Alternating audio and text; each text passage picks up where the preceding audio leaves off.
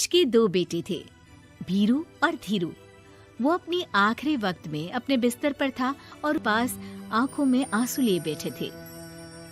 पिताजी, आप चिंता मत कीजिए, मैं और धीरू है ना, हम आपको कुछ नहीं होने देंगे।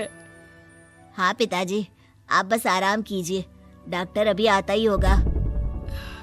मेरे बच्चों, मेरा अंतिम समय आ गया है। तुम दोनों मेरी बात ध्यान से सुनो। मैंने वकील से कहकर अपनी जायदाद तुम दोनों में आधी आधी बांट दी है। मेरे जाने के बाद तुम दोनों मिलकर रहना, एक दूसरे के सुख दुख में साथ देना। तुम्हारी माँ की भी यही इच्छा थी। जी पिताजी, आप जैसा कहेंगे हम वैसा ही करेंगे। जी पिताजी, आप जैसा कहेंगे हम वैसा ही करेंगे। और सुरेश उन्हें छोड़कर चला जाता है। अरे धीरू भाई, मैं तुझसे कहना चाहता था कि मुझे व्यापार बढ़ाने के लिए कुछ रुपयों की जरूरत है। अब पिताजी के जाने के बाद हम दोनों ही एक दूसरे का सहारा है। पिता के जाने के कुछ दिनों के बाद धीरे धीरे सामान्य हो जाती हैं। दोनों भाई अब अपना अपना व्यापार संभाल लेते हैं। दोनों एक ही घर में तो रहते हैं, लेकिन अब उनके रिश्ते में भीरू शुरू से ही लालची था, इसलिए सुरेश ने पहले ही उन दोनों में प्रॉपर्टी का हिस्सा बांटकर लड़ाई की गुंजाइश खत्म कर दी थी। लेकिन भीरू का लालच बढ़ने लगा। हाँ हाँ भैया, आप बताइए कि मैं आपकी किस तरह से मदद कर सकता हूँ। मुझसे जो बन पड़ेगा मैं करूँगा। अच्छा तो भाई, तू ना मुझे अपनी गाय दे दे। वैसे भी तू पढ़ा लिखा मॉडर्न लड़का है, भला तू गाय का करेगा क्या? लेकिन इससे मेरी ना बहुत मदद हो जाएगी। ठीक है भैया, आखिर भाई ही तो भाई के काम आता है। आप ले लीजिए मेरी गाय और उसे बेचकर आप उन रुपयों को अपने व्यापार में लगा लेना।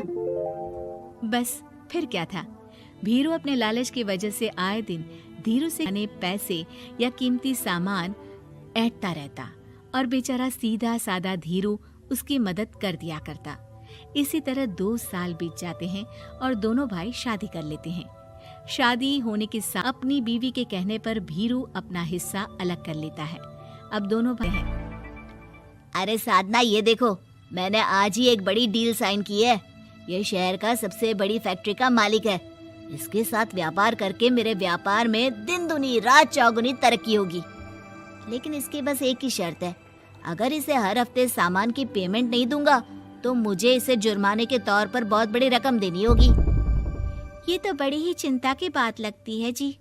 अरे चिंता कैसी, मैंने पहले ही हिसाब लगा लिया है।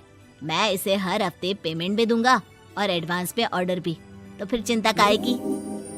पास से गुजर रहा भीरू उन दोनों की सारी बातें सुन लेता है और फिर, अरे राधा, सुनती हो? उस धीरू ने आज एक बहुत बड़ी डील साइन की है। ये सुनकर ना मुझे बहुत बुरा लग रहा है। भीरू उसे सारी बात बताता है। तो ऐसे गुस्सा करने से क्या होने वाला है? आप तो उस डील की कमजोर कड़ी जानते ही हैं, तो मारिए हथौड़ा। अगले दिन धीरू के घर में चोरी होती है और उसमें उसके वो रुपए भी चले जाते हैं जो धीरू डील के मुताबिक क्लाइंट को देने वाला था। फिर शर्त के हिसाब से धीरू को जुर्माने की रकम देने के लिए अपना घर गिरवी रखना पड़ता है और उसका व्यापार भी बंद हो जाता है। सुनिए जी, आप दिल छोटा मत कीजिए। आप कोई ऐसा बिजनेस कीजिए जिसे आप जल्दी से जमा सके और कम पैसों से भी शुरू कर सके। आप फल सब्जियों का व्यापार शुरू कीजिए। तुम ठीक कहती हो, मैं कल से ही मंडी जाकर सब जानकारी लेकर आता हूँ। उधर भीरू और राधा धीरू की बर्बादी की खुशियां मनाने में लग जाते हैं। खूब मेहनत करके फिर से अपनी आर्थिक हालात पटरी पर ले आता है।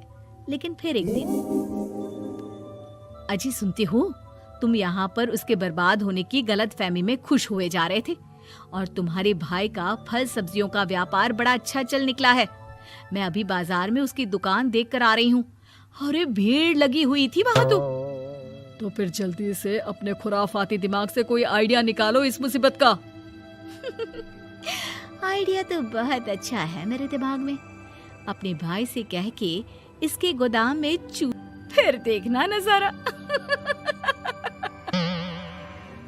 राधा की चालाकी से धीरू का ये काम भी ठप हो जाता है। अब धीरू और उसकी पत्नी के लिए उधार पर जीने के अलावा कुछ नहीं बचा था। बेचारा ईमानदार धीरू अपने भाई भाभी की चालाकी की वजह से बहुत बुरे दिन काट रहा था। मैं तो बिल्कुल बर्बाद हो गया साधना। पिताजी का दिया हुआ अच्छा खासा बिजनेस संभाल रहा था, लेकिन मेरी किस्मत ने मुझे यहाँ लाकर खड़ा कर दिया। अब तो खाने के भी लाले पड़ रहे हैं। कोई नौकरी भी इतनी आसानी से नहीं मिल रही। मुझे माफ कर दो, मेरे साथ रहकर तुम्हें भी ये दिन देखने पड़ रहे हैं। देखिए जी, आप दिल छोटा मत कीजिए। भगवान कोई ना कोई रास्ता जरूर खोल देगा हमारे लिए। और मेरे दिमाग में तो एक अच्छा आइडिया आ भी गया। मैं बचपन से ही अपनी दादी, नानी और माँ को एक खास तरह का अचार बनाती देखती आई हूँ। वो अचार जितना टेस्टी होता है उतना ही उसे बनाना मुश्किल भी, लेकिन एक बार बन जाने पर वो जल्दी खराब भी नहीं होता जी। वो अचार सिर्फ हमारे ही गांव में बनता था, जिसे खरीदने के लिए दूर दूर से लोग आते थे। मैं सोचती हूँ वही अचार बनाने का काम हम शुरू करें तो। मैं बनाया करूँगी और आप उसे मार्केट में बेच आया करना। साधना, तुम्हारी बातों से मेरे मन में उम्मीद जाग उठी है, लेकिन ये सब काम शुरू करने के लिए रुपए कहाँ से आएंगे? ए जी, मेरी ये कंगन किस दिन काम आएंगी? आप इन्हें गिरवी रखवा लो और जब पैसे आ जाए तो इन्हें छुड़वा लेना। साधना बाजार जाकर अचार बनाने का सामान लेकर आती है। फिर घर आकर सारे खिड़की दरवाजे बंद करके अचार बनाती है और धीरू उस अचार को पैक करने में साधना की मदद करता है और अगले दिन बाजार में बेच भी आता है।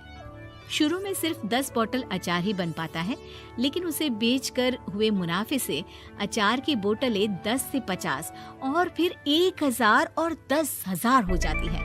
अब धीरू को अपने काम में मदद के लिए कुछ लोगों को भी काम पे रखना पड़ता है, लेकिन अचार अब भी साधना ही बनाती है और अपनी रेसिपी का सीक्रेट बनाए रखती है। अब देखते ही देखते धीरू साधना ब्रांड अचार आसपास के कई शहरों में मशहूर हो जाता है और धीरू के दिन एक बार फिर बदलते हैं। धीरू के अपना बड़ा घर, गाड़ी, धन, अचार की कई फैक्ट्रीज और नौकर चाकर होते हैं। धीरू की इतनी तरक्की देखकर भीरू और राधा बुरी तरह से जल भुन जाते हैं, लेकिन अब उनके खिलाफ उनकी कोई चाल कामयाब नहीं होती। सुनिए जी, मैं ना कहती थी कि आप हिम्मत रखिए, एक दिन भगवान हमारे रास्ते जरूर खोल देगा। और देखिए जी, आज हम कहां से कहां आ गए। ये सब तुम्हारे फौलाद जैसे मजबूत मन की वजह से हो पाया है साधना, वरना एक समय मैं तो हिम्मत ही हार चुका था। तुमने न सिर्फ मेरा हौसला बढ़ाया, बल्कि बिजनेस में मेरा साथ भी दिया। जहां एक तरफ धीरू और साधना अपनी मेहनत और हौसले से बहुत तरक्की, दूसरी तरफ भीरू और राधा के लालच और धोखे वो इनकम टैक्स वालों की नजरों में आ चुके थे। पर इनकम टैक्स वालों का छापा पड़ता है और भीरू को काला धन जमा करने के आरोप में जेल जाना पड़ता है। चलो प्यारे बच्चे, यदि वीडियो आप लोगों को अच्छा लगे तो चैनल को सब्सक्राइब करके बेल घंटे को दबा दीजिएगा ताकि आप लोगों को सबसे पहले मेरा वीडियो देखने को मिल जाए।